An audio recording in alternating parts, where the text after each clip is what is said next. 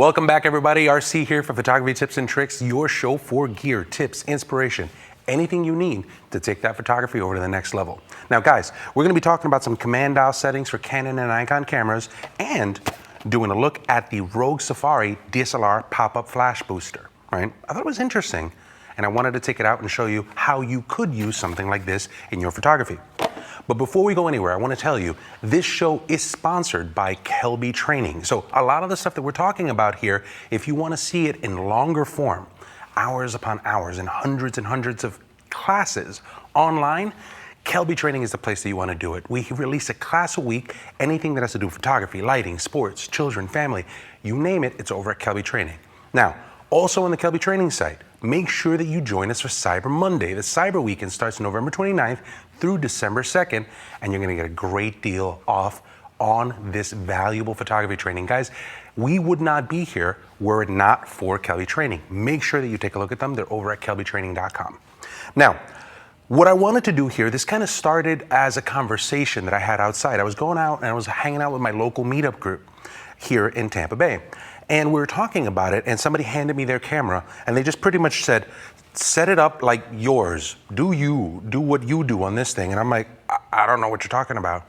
And as I sat down and thought about it, I was like, there's a couple of different things that I do set up on my camera to make my life easier when I'm working on stuff. And I figured it was a good thing for us to talk about on both Nikon and Canon cameras, the kinds of things that you can do out of the gate to be able to help you. So I'll start with the Nikon, right? That's what I shoot. So in here, what kinds of things would I configure to work?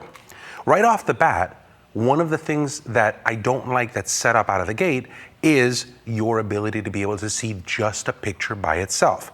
Let me explain to you what I mean. If I were to go here to a picture, you'll see this is a picture of our camera editor, Juan, right? So he's jib master, he's hanging out. There's a couple of things that I don't like. I don't like the fact that the numbers are at the bottom. Let me just pull that back up again. I don't like the fact that the numbers are at the bottom. I don't like the number that's on the very top. And if I use my command dial here, right at the top, where I'm just going up, down, left, and right, I can cycle through different views of what I see with Juan. There's my highlights, there's the numbers, there's the highlights, there's the numbers. Both of those are not what I want to see. I just want to see the picture. So how do I do that? Go into your menu section, and in the menu section, under your playback, you'll see a section called Playback Display Options. Go in there, and you can set up whether or not what you want to see. So there's focus point, there's highlights. Those two are checked, so those are the only ones that are showing up. So for me, I usually set up none. Let me see here. I'm going to take off focus point. I'm going to set up none, highlights, and that's pretty much it. That's all I care about at that point. I don't use RGB, I don't use shooting data. So now if you look at this, there's data, none. Now let's go ahead and do this again. Let's go ahead and actually commit it, right? None, highlights, it says press the OK button, press the OK button, right? Now those are the only two. There's highlights, hit up arrow, none. So now I can just see that information there, and I think that that's really, really cool. Something else I don't like. When I'm seeing this information, in order for me to advance from one side to the other, I have to hit left arrow, right arrow, right arrow, left arrow, left arrow, right? I like using this, right? This dial here. So what I'll do here is I'll go under menu, and under menu, I'm gonna go down to controls. So use the pencil, go all the way down to controls. Under controls, I'm going to go to customize command dials. Under customize command dials, I'm going to change main sub, I'm going to set that to on, and I'm going to set menus and playback to on as well. Now watch what happens. Same setup, this forward dial, you can use this to move around, and what's even better is once you have it set up here, you can use the front one to cycle through the different modes, right? So that's important. When you're looking at reviews, I don't like moving my hand from where I'm at. I don't like going into that dial and pressing and pressing. I'd rather just keep my hand right here and access anything that I need to do by just using the finger, using the thumb, using the finger, using the thumb. The faster I work like that, in that one spot, the better it is for me. The last thing that I would probably do here is this. When you're inside of this control, I'm gonna go back to my menu here, and under my menu, I'm going to go over to those controls, and what I wanna do is I want to assign this command dial, right?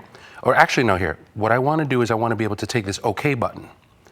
Under playback mode for this OK button, all right, there's the center one right there. What I'm going to do is I'm gonna click on this menu option that I have right here, playback mode. I'm gonna move over, and under playback mode, I want it to be able to zoom on and off. Even further, I'm going to zoom to high magnification. So now, what that says is, when I'm looking at a picture, I have a picture on screen, the biggest question that you have is it in focus? Is it not in focus? You don't wanna go over here and hit these zooms up, down, on the camera to be able to figure out whether or not it's in zoom. I wanna just hit it, go to play, hit the OK button. Bam, 100%. Now I know I'm right there. Oh yeah, looks like it's in focus. Bam, zoom back out. So just one button controls that. So those are probably the three things that I would configure the most for the Nikon camera. Now, what do we do on the Canon camera? Well, there's two things that bother me here, not that many, right? So this is something that I would want you to consider when you're working with this. Right off the bat, if you were to take a look at the menu inside of the Canon camera, you'll see that there is a focus, there's a whole section on focus, right? And that focus deals with points and different types of quality and different modes and things like that. What I want you to do is I want you to go to this one section here. All right, we'll go ahead and we'll zoom over here. Do you see that orientation linked autofocus point? This is what helps, right? Sometimes I'm shooting portrait versus landscape, right? If I'm shooting landscape and I use a focus point that's on the upper left-hand corner, if you rotate your camera to shoot portrait, that upper left-hand corner is now your lower left-hand corner because you've turned the camera sideways.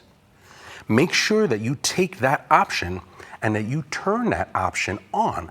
By doing so, what happens is you have the ability to be able to say, all right, camera, when you rotate over, adjust the focus points accordingly. So now when you rotate portrait, it goes, you meant upper left, that's where I'm gonna go. So that's the one thing that I would change for that. It's a big annoyance of mine. So in this section here, make sure that you pick a scenario. Now, Pete Collins was the one who actually turned me on to this one. We were basically shooting a wedding, and as we were shooting a wedding, he's like, I'm gonna make sure that I set the focus point or the focus mode based on what it is that I'm seeing. And he saw some people dancing on the stage, right? They were just dancing, and he said, I'm gonna go into this menu, and inside of this menu, I'm gonna select ice skating. Right? Because that's generally what dancing is, right? It's erratic, subjects moving quickly depending on the amount of alcohol that you have. So in that, though, that helped him a lot better on focus and moving around to be able to do that. And when he rotated his camera, the focus dot was exactly where he needed it. So those are a couple of different things that I think that you should do to your camera out of the gate to make your experience of photography better.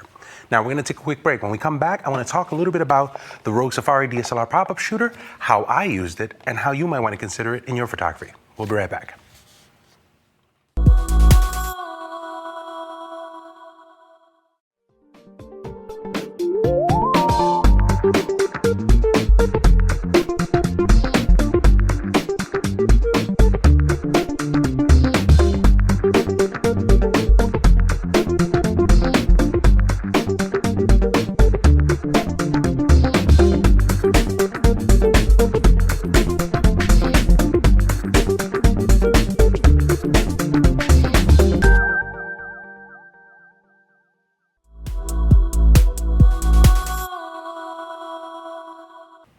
Welcome back, everybody. Photography Tips and Tricks, RC here. Now, I want to talk to you about a product that was put in my hands recently. It's by a company called Rogue, and they have something called the Safari. It's a DSLR pop-up flash booster, right? So right off the bat, I took a look at the product and I was like, oh, that looks kind of neat, right? Up to 8x more light. And I'm sitting there and I'm like, yeah, I probably wouldn't use it. But here's the thing. There's a lot of you guys, right? I shoot multiple speed lights and stands and this and pro photo lights and blah, blah, blah, blah, blah. There's a lot of people that this is their camera. This is all they have, right? They have a Nikon, they have a Canon, T3i, T2i, and you know what their flash is? This flash. That's it. Would I rather you guys use an off-camera flash? Of course. But you know what? Sometimes this is all you got. And if this is all you have and you want to actually work with something, you might want to consider this. I thought it was an interesting statement, and I figured let's talk about how it works. So what they're saying is, they're saying that you get 8x more light, and if we take a look at the Rogue flash site here, it's a good example of what they're talking about. So this is their DSLR flash, and it says your flash, after a specific amount here, will start dying out.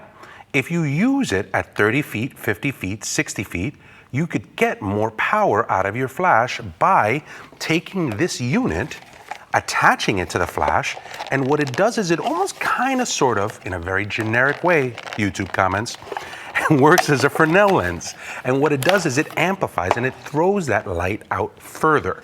So the unit looks like this, right?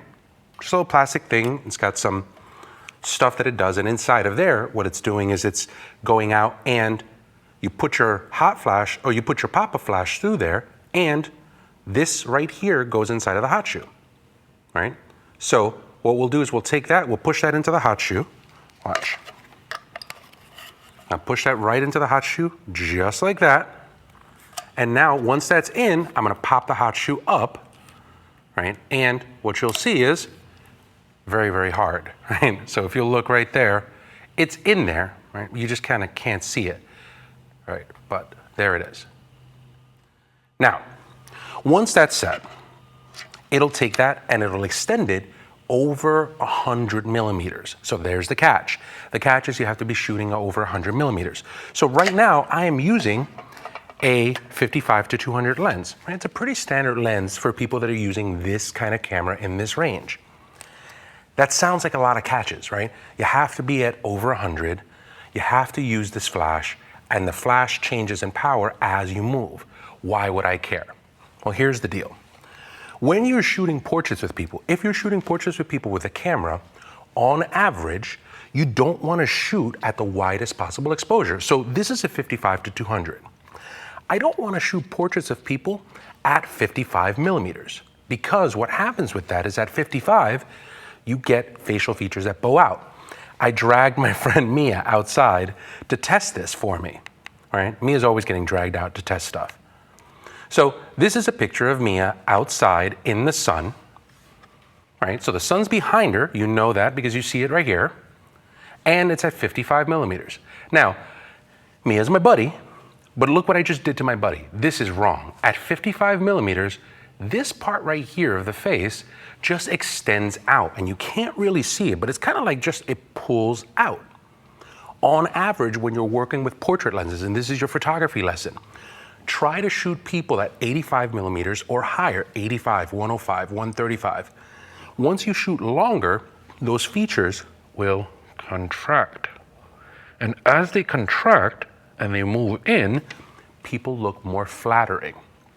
So that's what you're looking for. That's why you would shoot at 100 millimeters or longer. I would step back and I would rack out my lens at 105, 135 when I'm shooting a portrait of a person, because that scrunching is what I'm looking for. So right now, 55 millimeters, no flash. From there, we'll go ahead and we'll go to this one. That's 55 millimeters with on-camera flash outside. Okay, not bad. I mean, I can pop up the flash a little bit, that's okay. But watch what happens when I move to there. I'm shooting at around 180. Forget about the fact that it's dark. Look at her face.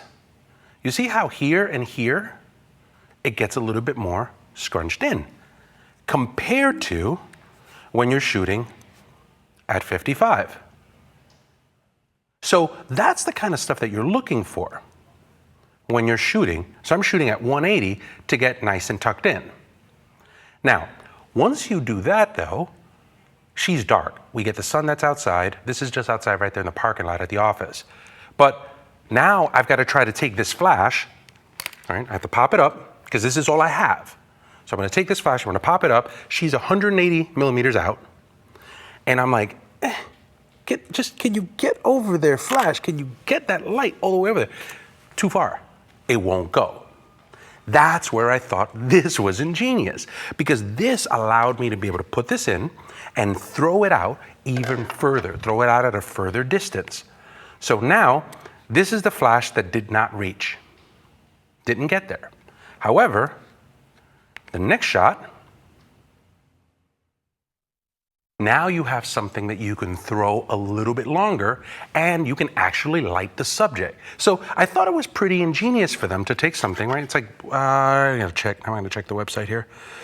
It is $34.95, right? Is it $400? No. Is it a second flash? No. Is it something that you're gonna be able to put on a nightstand? No. But if this is what you have, and this is all you get, you can produce that.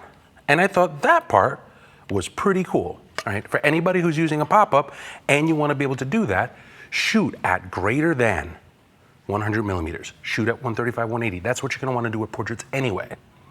And if your flash doesn't reach and you want to be able to fill in, I'm using it right now as a fill-in flash. The main source of light is a big sun outside that's hitting her here on the back of the head. Then this flash comes in as a fill and fills in the part that was normally dark. Now you have a flattering portrait, pop-up flash style. So I thought that was pretty cool. For more information on that kind of stuff, make sure you go take a look at rogueflash.com. Take a look at the DSLR Safari, the Safari DSLR pop-up flash booster. If you're using a pop-up flash, that's what you're gonna wanna do. Now, let's go to the contest. What I want you to do is I want you to go to kelbytv.com. From here, I want you to go to photography tips and tricks. I want you to find this episode. Once you find this episode, I want you to go all the way down to the bottom, leave your name, leave your email, leave your website, leave a comment. Tell us what you like, tell us what you don't like, tell us what you'd like to see. This is your show. One of you guys is gonna win all 4 of Scott Kelby's books for the Digital Photography Book, Volume 1, 2, 3, and 4. Thanks to our folks over at Peach Pit Press, as well as the Rogue the Rogue DSLR Safari. I'm a big flash bender guy too. So you're gonna win both of these. Now, before we go, I do wanna talk to you about the PeachBit ebook deal. If you go to peachbit.com/KelbyTV and you use the code KelbyTV, you will get 40% off of Cara Pacanic's book, Album Moxie. So if you wanna take a look at how to be able to build albums and how to work inside of that kind of wedding photography space, this is gonna be the ebook that you wanna take a look at. It's over at peachbit.com/KelbyTV. That's pretty much it for today. Guys, thanks so much for stopping by. Thanks for sticking with it. Make sure you leave us a comment. Tell us what you want to see, and we'll see you here next week at Photography Tips and Tricks. Take care.